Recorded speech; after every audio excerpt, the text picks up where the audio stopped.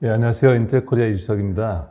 저는 이제 뭐 한 30분 정도에 걸쳐갖고 데이터의 중요성이라는 부분이 이제 환영사에서 잠깐 말씀드렸는데 어떤 식으로 이 데이터라는 게 연결이 되는지, 그 다음에 디지털 혁신을 하는 데 있어서의 문제점이나 이게 어떻게 메타버스하고 연결되는지에 대한 부분을 좀 설명을 드릴까 생각하고 있는데요. 저는 사실 메타버스와 관련된 부분이 뭐 환영사에서 말씀드리긴 했지만 워낙 뭐 2010년도 초반부터 AR, VR이라는 부분을 어떻게 보면은 뭐 나름대로는 뭐 주도도 하고 기술을 소개했던 입장에서 사람의 입장에서는 이게 뭐 약간 부정적인 면도 있고 과연 어떻게 하면 이게 성공될 수 있을까라는 부분을 계속 고민을 하고 있다 보시면 될 것 같아요. 그래서 그런 관점에서 이거를 좀 설명을 드릴까 생각을 하고 있고요. 그 전에 저희가 이제 이렇게 인식하고 있어야 될 부분들이 디지털 트랜스포메이션을 이제 많이 이제 설명을 하고 앞선 발표에서도 설명을 드리긴 했지만은 소위 저희는 뉴 노멀 시대에 살고 있다 보시면 될 것 같아요. 그래서 우리가 처한 환경이 어떤지 어떻게 앞으로 세상이 변해 나가는지에 대한 부분을 좀 보셔야 될 것 같긴 한데 그게 사실은 코로나가 발생을 하면서 불과 한 2개월 만에 그동안에 일어나지 않았던 디지털 트랜스포메이션이 거의 2년에 또는 3년에 걸쳐서 일어났던 일들이 2개월 만에도 일어나고 있고 많은 회사의 CEO들께서도 디지털 포메이션은 꼭 필요할 것이다라는 얘기를 하고 있어요. 그래서 그렇다면 디지털 트랜스포메이션을 위한 환경이 어떤 환경인지 하고 그게 과연 얼마만큼 쉬울 수 있을지에 대한 부분을 고민을 해야 되는 거고 좀 더 근본적인 문제를 저희가 얘기해 봐야 될 필요가 있지 않을까 생각을 했습니다, 저는.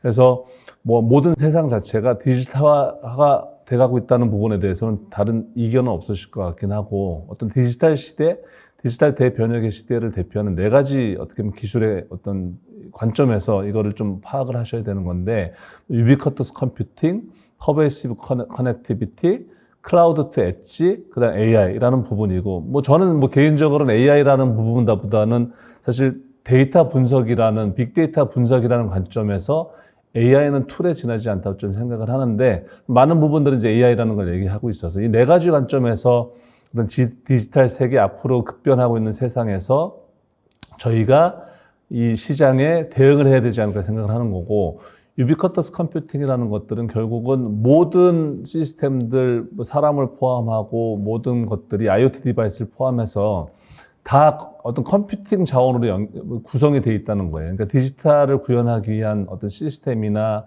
IoT 디바이스조차도 또 작은 작은 컴퓨터에서 큰 컴퓨터에 이르기까지 데이터 센터에 이르는 어떤 컴퓨터로 다 연결이 되고 있다는 부분들. 그다음에 퍼베이스 커넥티비티는 이런 모든 것들이 연결이 되고 있다는 거예요. 그러니까 개별 어떤 시스템 자체가 갖고 있는 의미 자체보다는 조금 더 이 연결성을 갖고 플랫폼 레벨에서의 어떤 이 구조를 이해하지 못하게 된다면은 실질적으로 디지털화가 되고 있는 세상에서 살아남기가 쉽지 않을까 생각을 하는 거고 그런 의미에서 보면 클라우드 엣지 연결 구조를 충분히 또 이해할 필요가 있겠죠. 왜냐하면은 엣지단에서 물론 최근에는 이제 엣지라는 부분이 되게 강조가 되고 있긴 한데 기존에 그냥 쓰는 컴퓨팅 시스템 자체가 클라우드로 옮겨가고 또 클라우드로 옮겨간 것들이 다시 또 엣지하고 연결이 되는 이런 구조를 이제 이해하고 있어야 되고 물론 여기서 발생되는 어떤 데이터를 어떤 식으로 어떤 분석을 하고 인사이트를 도출해낼까를 꼭 고민해야 된다는 거죠. 되게 복잡한 기술들이 상호 관계를 갖고 연결이 되고 있고 또 많은 걸 또 공부할 수밖에 없는 상황이라서 여러분들이 막 되게 어려운 상황일 수도 있긴 하지만 또 한편으로는 그만큼 기회가 되게 많이 생기고 있다고 저는 생각을 하고 있습니다.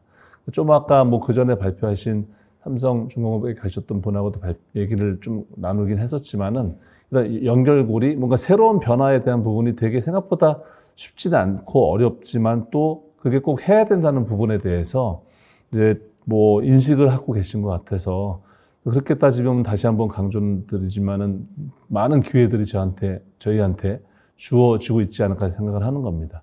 그래서 이게 이제 데이터의 어떤 연결성 또는 이제 저희가 있는 뉴노멀 시대 어떤 디지털화 돼가고 있는 세상에서의 그 메타버스라는 부분에 어떻게 연결될 수 있을까를 좀 한번 얘기를 해볼까 생각을 하고 있는데 메타버스 혁신이라는 말을 표현은 하긴 하는데 워낙 많은 분들이 이런 표현을 쓰고 계시잖아요. 저는 아까 말씀드렸던 것처럼 약간 부정적인 면도 있고 이걸 어떻게 내가 긍정적으로 받아들일 수 있을까? 기존의 AR, VR하고 어떤 차이가 있을까라는 거를 좀 한번 설명을 드려볼까 생각합니다.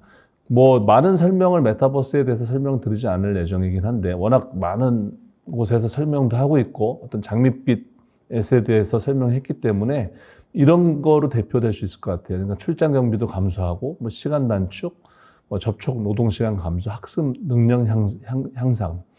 뭐 출장 경비 감소라든지 시간 단축은 저도 되게 동의하는 부분이기도 합니다. 저희가 코로나로 인해서 모든 재택근무를 회사를 거의 1년 반, 2년에 가까운 넘게 재택근무를 했었었는데 이걸로 인해서 시간 단축이 되고 막상 또 회사에 돌아가려고 하다 보니까 이 출퇴근 시간이 너무 막 시간을 뺏고 있는 거예요. 그래서 가능하면 우리 팀은 여전히 온라인으로 이렇게 미팅도 하는 게 훨씬 더 효율적이겠다. 그 남은 시간을 훨씬 더 일을 하는데 또는 자기 개발하는데 쓰는데 도움이 되지 않을까 생각해서 여전히 그런 거를 일부는 수행하기도 있기도 하지만 어쨌든 그런 메타버스의 경제성은 그런 걸 통해서 이미 얘기가 되고 입증되고 있는 것 같기는 합니다. 과연 이게 이제 뭐 저희 같은 올드한 스타일 사람들이 지속적으로 그거를 받아들일 수 있을까에 대한 부분 작은 문제도 문제일 수도 있긴 하지만 왜냐하면 좀 더 사람을 직접적으로 보고 일하는 게 좀 더 좋다고 여전히 생각하는 부분도 있어 갖고요. 어쨌든 간에 메타버스의 경제성이라는 부분이 충분히 입증이 되고 있는 것 같고 또 사업 기회도 메타버스 사업 기회가 뭐 원격 전문성이라든지 함께하는 교육, 특히 교육 쪽에서는 이제 메타버스가 되게 필요할 것이다라는 얘기를 많이 나오고 있어 갖고 그다음에 뭐 몰입형 밋업, 뭐 함께 설계하고 이제 공동 공간을 만들어서 거기에서 같이 작업을 하고 할 수 있는 데 있어서 뭐 저희 같은 경우도 미국에 있는 분들하고 또는 유럽에 있는 분들하고 미팅을 같이 진행하는데 이게 약간 확장된 의미에서 미팅뿐만이 아니라 같이 뭔가를 설계하고 만들어 나가는 데 있어서도 이런 메타버스라는 공간은 충분히 효과적으로 발휘할 수 있을 것이다 라고 얘기는 하고 있습니다. 그런 면에서 본다면 사실은 메타버스는 좀 개인적인 시장보다는 사업형, 산업계에서의 어떤 적용이라는 부분들이 훨씬 더 기회가 있지 않을까 생각을 하고 실제로 2010년대 초반에 AR, VR이 만들어졌던 시대부터 해서 이게 계속해서 산업계에서는 많이 발전을 해오고 있는 것도 사실이긴 합니다. 그래서 메타버스가 모든 어떻게 보면 분야에서 뭐 스포츠, 에너지, 교육, 뭐 여행, 뭐 예를 들면은 뭐 헬스케어 관련된 부분까지 포함을 했을 때 다양한 곳에서 이런 뭐 VR, AR, MR이라는 기술들이 적용이 되고 결국 이런 걸 모든 걸 통틀어서 메타버스라는 표현을 사실은 했을 때 거부감은 좀 더 저희 같은 입장에서 AR, VR 1세대 뭐 아니면 또는 메타버스 1세대 입장에서는 되게 거부감이 없을 수도 있을 것 같지 않을까 생각을 하고 있습니다.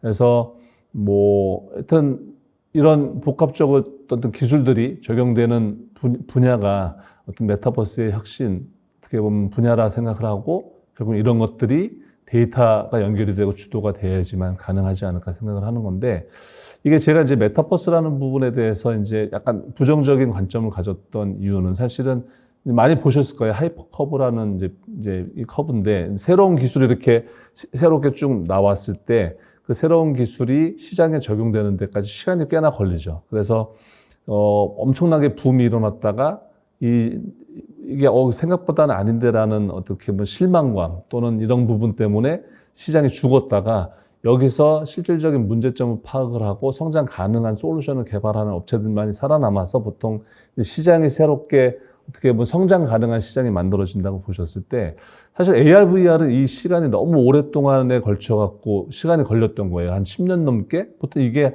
한 4, 5년 텀으로 해서 시장이 뭐 줄어들고 어떤 캐즘이라는 어떤 기술에 직면하게 돼서 그걸 극복하고 나서 시장이 형성되는데 메타버스를 그런 의미에서 보면 AR, VR 관점에서 보면은 그 시간이 너무 막 오래 걸렸던 거기도 하고 또 한편으로는 이 메타버스라는 기술을 그런 의미에서 본다면 새롭게 어떻게 보면은 이 AR, VR, MR을 XR을 다 통튼 기술이라고 본다고 보면은 이게 어느 시점에선가는 캐즘이라는 부분에 직면할 수 있다는 생각이 좀 우려 섞인 어떤 그런 생각도 하게 되긴 하더라고요. 그게 결국은 어떤 캐즘을 만들어낼 수 있는 분야가 결국은 데이터가 아닐까 생각을 저는 하고 있는 거거든요. 오랜 시간 AR, VR을 봐왔던 입장에서는. 그래서 데이터의 연결성을 갖고 이 시장을 결국은 봐야지만 메타버스라는 시장이 성공할 수 있지 않을까라는 말씀을 좀 드리고 싶은 거고요. 그런 의미에서 약간 좀 동영상을 좀 제가 좀 몇 개 좀 준비를 했습니다. 그러니까 디지털 트윈 얘기 많이 하고, 그래서 디지털 트윈이 되게 산업계에서 보는 관점에서는 되게 필요한 부분이긴 합니다. 저희가 못하는 부분들 자체를 디지털 세상을 만들고 그 디지털 세상을 통해서 시뮬레이션을 통해 갖고 그러니까 현실 세계에서 일어날 수 있는 여러 가지 문제점들을 사전에 파악을 하고 보여주는 거죠. 뭐 자동차 충돌 테스트도 비슷할 것 같긴 한데, 자동차 충돌 테스트들이 보통 새로운 자동차 만들었을 때 컬리전 디텍션하고 하는데 한 200억 가까이 든다고 얘기를 들어요. 왜냐하면 이제 자동차 만들어서 부딪히고 이 부딪혔을 때 문제가 없을지에 대한 부분들. 근데 이게 그 컬리전 디텍션에 관련된 여러 가지 충돌 테스트를 디지털 트윈 형태로 해서 만들었을 때는 훨씬 더 많은 비용을 절감할 수 있다는 거예요. 이게 자동차에서 시작이 되고 가장 많이 적용된 기술이긴 하지만은 모든 곳에 적용이 될 수 있겠죠. 이런 스마트 시티에서 이런 환경 트래픽에 관련된 시뮬레이션을 돌려보고 어떤 식으로 시동 체계를 만들어야지만 자동차가 지금은 뭐 되게 그림의 영상에서 보시는 것처럼 적은 차들이 다니기 때문에 이게 뭐 혼잡에 관련된 부분이 어떻게 일어날지 모르긴 하겠지만은 자동차가 많이 늘렸을 때 컴퓨터 시스템으로 어떤 신호 체계를 만들어야지만 차가 가장 안 막히게 할 수 있을지에 대한 부분을 일단 디지털 트윈을 통해서 어떻게 보면 시뮬레이션을 할 거고 가능하게끔 된다는 거죠. 또는 여기에 이제 환경 테스트를 여기서 적용한다고 한다면 뭐 비가 되게 많이 왔어요. 최근에 이제 뭐 태풍 올라오고 이런 일들이 있었는데 이런 환경적인 부분, 뭐 홍수가 났을 때 어떤 식으로 비가 넘칠 거고, 그럼 그랬을 때 어떻게 이런 이 홍수 시스템 방어 체계를 만들어야지만 홍수가 어떤 피해를 최소화시킬 수 있을지에 대한 부분들이 결국은 디지털 트윈에서 만들어질 수 있다는 거죠. 물론 당연히 기업들은 아까 이제 공장 어떤 설계하는 데 있어서 그런 부분이 기술될 거라 생각을 하고, 거기에 이게 사실 디지털 트윈으로 보는 어떤 중요성, 어떤 메타버스의 어떤 산업계에서 필요로 하는 메타버스의 어떻게 보면 실질적인 어떤 실용적인 적용 방안이라고 보는 거죠. 그 다음에 이런 영상 부분에 있어서 이거는 제가 조금 더 빨리 넘기겠는데요. 실제로 이제 이런 영상들을 많이 보실 거예요. 그래서 뭐 축구장, 뭐 야구장 같은 데 있어갖고 영상들을 조금 더 360도 카메라를 써갖고 적용했을 때 훨씬 더 현실감 있는 영상을 볼 수 있게끔 되는 거고, 뭐 A라는 방송사, B라는 방송에서 똑같은 야구 중계를 하는데 A라는 곳에서 이런 360도 카메라를 통해서 다양한 각도에서 뭔가를 보게끔 한다면 훨씬 더 어떻게 보면은 그 재미도 일으킬 수 있을 거고, 많은 사람들이 A라는 방송사 방송을 더 보게 되지 않을까 생각을 하거든요.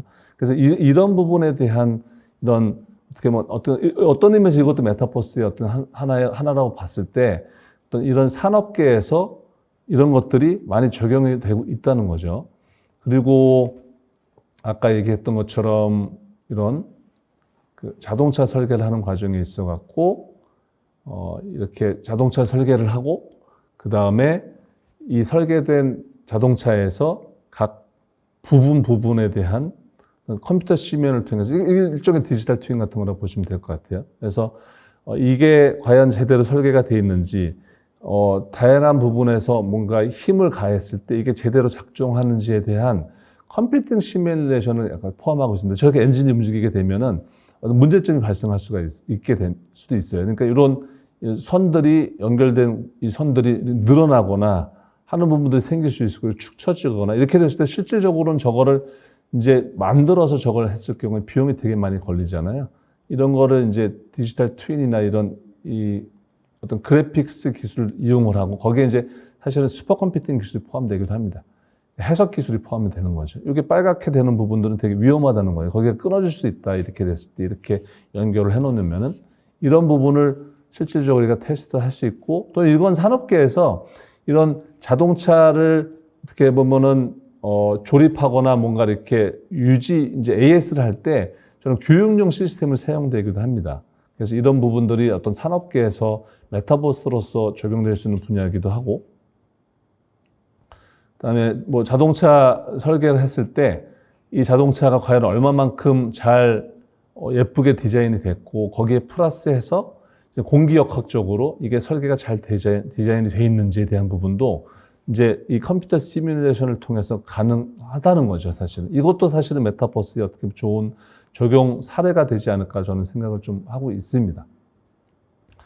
그리고 뭐 이거는 이제 학생 대학원 학생들이 만든 회사인데요, 사실은 의상 디자인입니다. 의상 디자인에 대한 패션쇼 이렇게 디자인들을 이렇게 하고 의상 디자인을 해갖고 패션쇼까지 해서 그 다음에 실시간으로 이렇게 색깔이 변하는 걸 보면서 디자인이 어떻게 적용이 되고 나 같으면 어떻게 해서 저런 거를 잘 이렇게 나한테 맞는 옷을 입을 수 있을까라는 부분들이 저 일일이 가서 다 옷을 다 바꿔가면서 입을 수는 없는 거잖아요. 이런 부분들이 되게 메타버스 공간으로서 되게 적용될 수 있는 분야라고 봤을 때 여기서 필요한 게 뭔지에 대한 걸 저희가 많이 생각을 해야 되는 것 같아요. 결국 데이터잖아요. 현실감 있는 또 옷의 질감을 과연 나타낼 수 있을지. 제가 이거를 저거 되게 예쁜데라고 봤는데 막상 제가 입어보니까 이렇게 저희가 영상으로 봤던 거하고 완전 다른다면 되게 큰 문제가 될 수 있을 거고 자동차 설계도 마찬가지인 거잖아요. 그래서 데이터 연결성이라는 게 되게 중요하다는 거예요. 실질적인 실제 제품하고 과연 실질적으로 이게 표현하고 있는지에 대한 부분들 이런 부분들이 되게 중요하다는 거예요.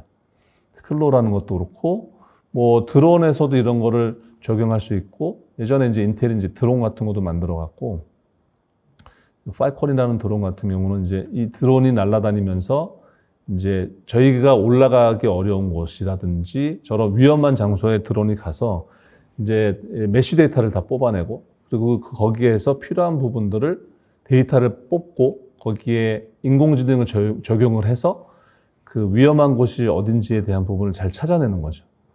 그렇게 해서 이제 올라가면은 그때 이제 데이터의 프리시전이라는 게 되게 중요한 거죠. 그래서 이렇게 가고 이런 부분에 대한 데이터를 다 뽑아내고 그래서 저기에 문제가 있으니까 그다음에 이제 데이터 전체적으로 어떻게 보면은 이제 메타버스 공간이라는 게 만들어지면은 거기에 가서 저런 계속해서 주기적으로 저런 드론들이 날아다니면서 거기에 균열이 생기는지 안 생기는지 보는 거고 그게 결국은 메타버스와 현실 세계가 연결되는 거고요. 메타버스 공간이 여기 적용이 된다면 이런 균열이 일어났을 때 어떤 식의 이 건물이 무너질지 안 무너질지에 대한 컴퓨터 시뮬레이션을 통해서 이런 걸 볼 수 있게끔 된다는 거거든요. 이런 것도 있고 뭐 또는 저희가 흔히 얘기할 수 있는 이 세컨 라이프에 대한 부분인데 이 가상 공간에서 사람들이 만나고 여기서 이야기를 하고 그다음에 뭐 프레스 투 커넥트 그다음에 새롭게 뭐 성장할 수 있고 배우고 할 수 있는 공간들 이런 부분들이 이제 이 세컨 라이프에서도 많이 얘기가 됐고 뭐 옷을 쇼핑을 하고 하는 부분들이에요. 그래서 이런 부분들이 얘기가 많이 되고 있는데 사실은 지금까지 보여드렸던 거 그리고 이제 세컨 라이프라는 게 있고 이제 로블록스 여러분도 잘 아실 거잖아요. 이거 되게 콘서트 한다고 예전에 한번 되게 유명한 미국 가수가 콘서트 한다고 해갖고 여기 한 3천만 명인가 다 모였다고 얘기를 하더라고요. 코로나 기간이었긴 했지만은 그래서 저희가 모르는 어떤 이런 저 같은 사람 입장에서는 모르는 이런 세대, 뭐 소위 MZ 세대들이 이런 메타버스 공간에서 이런 콘서트를 열고 하는 부분들에 대해서 되게 관심을 많이 갖고 있는 거고 블랙핑크 콘서트도 한번 열린 거로 저는 이제 알고 있는데 메타버스 공간에서 이렇게 사람들이 다 모여서 코로나로 인해서 못 갔지만은 저런 공간을 통해서 되게 즐기고 했던 부분들 이런 것들이 있는데요. 사실 저는 이제 지금까지 영상 보여드렸던 건 이제 로블록스하고 블랙핑크 공연 영상 이전에 보여드렸던 한 7, 8가지 영상 보여드렸던 거 있잖아요. 이게 사실은 거의 10년 전? 못해도 5, 6년 전 얘기였어요. 그래서 제가 약간 부정적인 생각을 갖고 있었던 이유가 이미 10년 전에 이런 어떻게 보면은 소위 제가 말씀드렸던 전체적인 틀에서 AR, VR, MR을 포함하는 어떤 메타버스라는 것들이 이미 구현이 되고 있었어요. 그리고 산업계에서는 이미 많은 분야에서 좀 아까 언리얼 엔진 보시면 되게 완전 실사화 같은 이미지들이 만들어졌던 것처럼 그런 게 계속해서 발전해오고 있었거든요. 그래서 저는 뭐 새삼스럽게 메타버스지라는 얘기를 표현하기도 하지만 또 한편으로는 우리가 몰랐던 부분들에 대한 거를 그래서 어떤 이해를 해야 되지 않을까 생각을 하는 거거든요. 그게 이런 것 같긴 해요. 그러니까 메타버스를 주도하는 주체, 어떤 디지털 혁신 시대에 있어갖고 메타버스를 주도하는 주체에 대한 어떤 이 온도감의 차이가 분명히 있는 것 같고, 그래서 뭐 메타버스 페이스북 같은 경우 이름을 메타로 바꿀 정도로 지금 메타버스라는 부분을 되게 중요시 보는 것 같고, 마이크로소프트, 엔비디아 같은 곳들, 그 다음에 회사들이 메타버스를 되게 주도적으로 되게 움직이고 있긴 하죠. 근데 한편으로는 인텔 입장에서는 메타버스가 과연 어느 정도 이거를 시장을 만들어낼 수 있을까? 그 관점 자체는, 그러니까 메타버스 자체에 대한 거는 약간 부정적이에요. 구글 사람들하고 얘기해봐도, 구글도 제가 그 회사를 얘기하는 건 좀 그렇긴 하지만 그렇게 큰 관심은 없는데 라고 표현하고 있을 정도로. 근데 그게 저희 입장에 봤을 때도 이걸 메타버스라는 어떤 표현 때문에 그런 것 같기도 해요. 왜냐하면 이거는 사실 AR, VR, MR의 관점에서 본다면 계속해서 발전하고 있는 시장이고 계속해서 기술 개발이 일어나고 있는 부분이거든요. 근데 그런 이유 때문에 인텔도 이제 뭐 조만 그래픽 카드를 이제 만들고 있고 출시할 예정이기도 하지만 어쨌든 간에 어떤 메타버스를 주도하는 주체가 조금 온도 차이는 있긴 하지만 보는 시각이 좀 다르다는 부분. MZ세대도 메타버스는 어떻게 보면 새로운 거야 라고 얘기를 하고 있지만 저희 같은 IT 세대는 좀 다르거든요. 약간 좀 부정적인 부분도 있는 거고. 그래서 메타버스라는 표현보다는 저희한테는 좀 더 AR, VR, MR이 더 훨씬 더 저희한테는 익숙한 부분일 수도 있는 거고. 마케팅 하시는 분들은 되게 장밋빛 인생을 얘기하시죠. 메타버스에 대해서. 이거 되게 어떻게 보면 획기적이라고 얘기를 하시긴 하지만 기술 입장에서 봤을 때는 이미 10년 전부터 있었던 기술인 건데 라고 얘기를 하고, 또 플랫폼 입장에서 봤을 때는 이거는 큰 돈을 벌 수 있는 기회라고 얘기는 하지만 솔루션 입장에 봤을 때는 이미 다 만들어져 있는 건데 라는 표현을 하기도 합니다. 그래서 이 차이에 대한 부분이 어떤 거에서 오는지에 대한 걸 이해하지 못하게 되면은 메타버스를 성공시키기 위한 특히 어떤 데이터 연결성을 갖고, 그래서 저는 이제 데이터 연결성이라는 부분을 얘기하는 건데, 연결이 안 된다면은 성공할 수도 못할 수 있다는 우려감이라는 건 저는 갖고 있는 거예요. 어떤 캐즘에 빠질 수 있다는 부분을 말씀드리고 싶고, 그래서 어떤 바라보는 시각이 저희 입장에서는 말씀드렸던 것처럼 새삼스러운데 이건 되게 MZ세대 입장은 새로운 패러다임이다 라고 얘기를 하고 있고, 재밌고 또 다른 페르소나를 어떻게 보면 구현하고 내가 못했던 것들을 메타버스 공간에서 구현할 수 있다는 어떤 또 다른 나를 구현할 수 있다는 관점에서 본다면 되게 이런 분들한테는 어떤 재미있는 시장일 수 있고 새로운 패러다임일 수 있는 거죠. 거기에 어떤 감염 우려, 코로나가 이제 많이 종식이 되고 있긴 하지만은 여전히 감염 우려에 대한 부분을 줄일 수 있고 시간 절약 할 수도 있고 또 내가 여기서 프로소머로서 역할을 할 수 있다. 어떤 그런 메타버스 공간에서, 예전에는 메타버스 공간이 뭔가를 내가 만들어서 누군가 만들어 놓은 걸 보고 거기서 물건을 사야 되는 입장이었다면 로블록스가 대표적인 얘기긴 하지만 내가 거기 들어가서 나만의 게임 공간을 만들어서 수익을 올릴 수도 있고, 또는 내가 어떤 새로운 옷 같은 걸 예쁜 옷을 디자인해서 판매도 할 수 있고, 그다음에 뭐 대표적으로 최근에 메타버스 공간에서 땅을 사고 팔고 하는 일이 이미 일어나고 있는 거잖아요. 그런 의미에서 어떤 메타버스를 바라보고 어떤 시각을 갖지 않으면은 뭐 저같이 약간 부정적으로만 자꾸 생각할 수 있다는 건데, 이런 새로운 시각을 갖고 이런 이 메타버스를 바라봤을 때 새로운 게 보이지 않을까 생각을 하는 거고요. 이게 메타버스를 갈 수밖에 없는 이유는 그만큼 아까 처음에 말씀드렸던 것처럼 그 뉴노멀 시대 자체가 모든 게 디지털화가 돼가고 있고, 그리고 또 그게 어떻게 보면은 어떤 유비쿼터스 컴퓨팅과 퍼베이시브 커넥티비티를 통해서 연결되고 있다는 부분 때문에 그게 가능하다는 부분을 말씀을 또 강조도 하고 싶습니다. 그래서 시각 차이가 있고 시각 차이에 대한 부분을 좀 더 한번 들여다보면은 그냥 하나만 예를 들여다볼게요. 그러니까 VR 여행을 하시는 분들을 되게 좋다고 얘기를 하세요. 오지 탐험 같은 경우 내가 직접 못하니까 이제 그런 부분을 뭔가 메타버스 공간에서 가보고 싶다. 얘기를 하는데, 저는 그럴 거면 힐링 여행을 하고 감성 캠프 차원에서 직접 나는 갈 텐데, 진정한 휴식을 위해서 그걸 컴퓨터를 보면서 그런 데까지 가봐야 되나? 라는 얘기를 하긴 하지만, 그 온도 차이가 분명히 있고, 보는 시각이 다르기 때문에, 그게 왜 그럴까에 대한 부분을 꼭 이해를 해보고, 예를 들면 저도 저희 이제 딸아이하고 같이 그런 얘기를 해보기도 하거든요. 그래서 그런 이 생각하는 차이가 뭔지에 대한 부분은 꼭 한번 얘기를 해봐야 되지 않을까 생각을 하고 있습니다. 뭐 공공혁신을 위한 메타버스 활용 방안에서도 어떤 많은 뭐 지자체에서도 뭐 서울시에서도 메타버스 서울 구현도 하고 계셔갖고 어떤 식으로 진행되는지도 보셔야 될 것 같긴 하고요.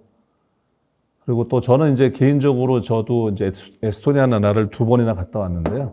이게 뭐 에스토니아는 되게 스카이프를 개발한 나라로 유명하고 소프트웨어 교육이 전 세계 1위라고 할 정도고 인터넷 스피드가 가장 빠른 나라에 속하기도 합니다.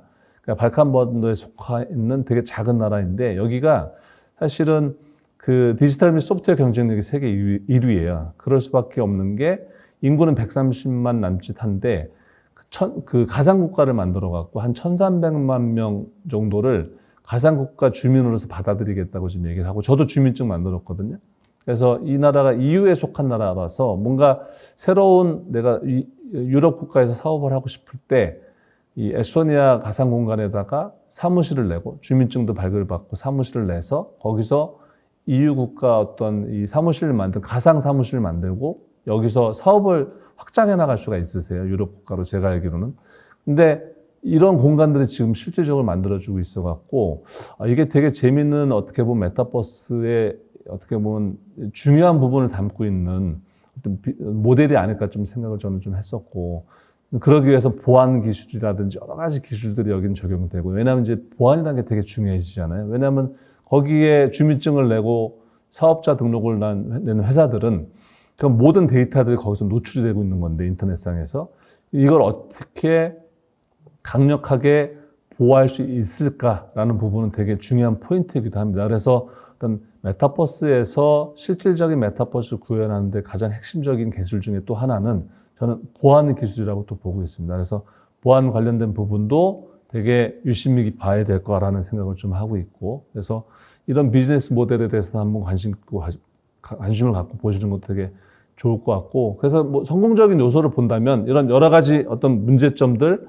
제가 생각했던 그 부정적인 부분들을 좀 통틀어서 어떻게 하면 이게 어떻게 보면은 이 캐즘이라는 부분이 물론 거쳐서 가긴 하지만 그 캐즘에도 불구하고 이 메타버스라는 시장 어떤 기술이 성공하고 성장하고 발전할 수 있을까라고 봤을 때 제가 보는 어떤 성공 요소라는 것들 어떤 지속성 그 다음에 경제활동이라는 부분이 분명히 이루어져야 되지 않을까 생각을 하는 거고 그 참가 인원 자체가 무제한이 돼야 되고 그래서 다양한 사람을 만나야 되겠죠. 그래서 재밌을 거고 그런 것들을 통해서 어떤 경험의 확장성 또 다른 자아를 구현하고 실현할 수 있을 때 이게 좀 더 계속해서 내가 들어갈 수 있지 않을까 생각을 하는 것 같아요. 코로나가 뭐 예를 들어 종식이 된다 가정했을 때도 과연 코로나가 없는 상태에서 사람들이 이런 이 공간에 들어가서 어떤 활동을 할까라고 봤을 때 부정적인 부분을 많이 얘기하시는 분들이 많으세요. 뭐 직접 사람을 만나고 직접 뭐 깔깔대면서 웃고 사람의 표정을 보면서 얘기를 하는 게 훨씬 좋은 거지 가상 공간에서 뭔가 내 친구가 다른 완전히 새로운 캐릭터가 들어와서 얘기하는 게 과연 의미가 있냐고 봤을 때는 이런 경험의 확장성 부분이 현실 세계가 직접적으로 연결이 된다는 거예요. 그 다음에 그게 결국 데이터 기반하고 연결되는 거죠. 어떤 데이터 기반 현실성, 그 다음에 공유 개방 참여, 어떤 보안성, 플랫폼이라는 부분들이 어떤 성공 요소를 이끌어낼 수 있는 메타버스의 요소라고 생각을 하고 그 중에 가장 핵심은 거기에 데이터가 있다고 저는 보고 있습니다. 그래서 데이터의 연결성을 어떻게 성공 요소에 연결시킬 수 있을지 결국은 그 목적은 현실 세계와 어떤 똑같은 가상 세계를 만들어졌을 때 그게 성공할 수 있지 않을까 생각을 하는 겁니다. 요거는 좀 넘어가고요. 그러니까 데이터라는 것들이 어떻게 현실 세계에 연결될 수 있을지에 대한 어떤 프로세스에 대해 설명을 드린 거고, 이것도 넘어갈 수 있도록 넘어가도록 하겠습니다. 그래서 메타버스를 위한 모든 기반 기술 자체가 데이터를 중심으로 만들어져야 된다라는 부분에 대한 인식을 좀 같이 해주시면 좋을 것 같고, 아까 이제 환영사 했을 때도 잠깐 설명은 제가 드리긴 했지만, 이 현실 세계와 왼쪽에서 보는 현실 세계와 오른쪽에서 보는 메타버스라는 공간이 결국은 데이터로서 연결이 돼야 됐을 때 이게 성공 가능해 줄 수 있을 거라는 거를 말씀드리고 싶고, 밑에 보시는 것처럼 주요 작업, 특히 엣지단에서의 모든 데이터들, 그러니까 문제를 정의하고 데이터를 연결시키는 부분들이 되게 중요해질 겁니다, 아마. 근데 이게 사실은 현실적으로는 되게 어려운 부분이기도 해요. 데이터를 모으고 뭔가 처리하거나 하는 부분들이 되게 어렵고 시간이 되게 많이 걸리는 곳이라서 메타버스부터 시작하셨던 분들이 결국 난관에 부딪힐 것들이 결국은 그 엣지단에서의 현실 세계에서의 문제점들이 뭐고 그걸 어떻게 다 통합하고 관계를 어떻게 만들어 나갈 수 있을지, 상관관계를 연결시킬 수 있을지. 그래서 이게 말씀드렸잖아요. 모든 것은 다 연결이 된다. 그래서 이 연결 구조를 만드는 부분에 대한 거를 확실하게 이해도 하고 그 부분에 시간 투자를 많이 해야 되지만 실질적인 메타버스라는 게 궁극적으로 성공할 수 있지 않을까라고 생각을 하고 있고요. 나머지는 제가 그냥 인텔 자료이긴 한데 이건 넘어가겠습니다. 그래서 시간이 다 돼갖고 뭐 리얼센스 카메라라고 하는 3D 카메라를 저희가 갖고 있어갖고 데이터를 만드는 데 있어서 어떤 3D 카메라를 사용하시기에는 좀 더 어떤 현실감 있는 데이터를 만들 수 있다라는 부분을 좀 설명을 드리고 그래서 인텔은 뭐 저희가 전 데이터 생태계라는 부분을 되게 많이 구축하려고 노력을 하고 있고 이게 뭐 저희뿐만이 필요한 건 아니고 여기 계신 모든 분들이 결국은 생태계 전략 그러니까 저희하고 같이 일을 할 수 있는 이 사람들을 만들어내는 게 되게 중요하지 않을까 생각을 하고 있습니다. 그래서 만약에 관련해서 뭔가 뭐 추가적으로 필요하시거나 도움이 필요하신 분들은 언제든지 말씀을 해주시면 저희가 도움을 드릴 수 있도록 하면서 말씀을 드리면서 제 발표를 이걸로 마치도록 하겠습니다. 감사합니다.